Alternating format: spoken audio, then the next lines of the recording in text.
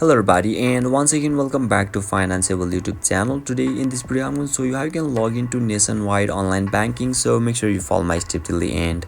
First thing first, I assume that you have already opened any of the internet browser and now you need to search for the nationwide bank login in Google.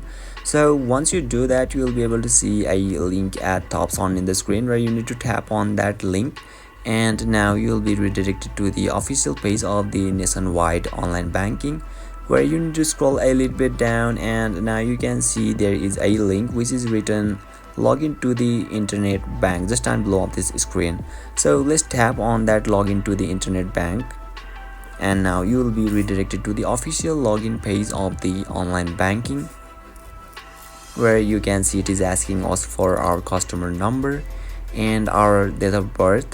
So once you complete your credentials, simply tap on the continue and you need to enter your password. So once you complete all the credentials, you will be able to log in successfully.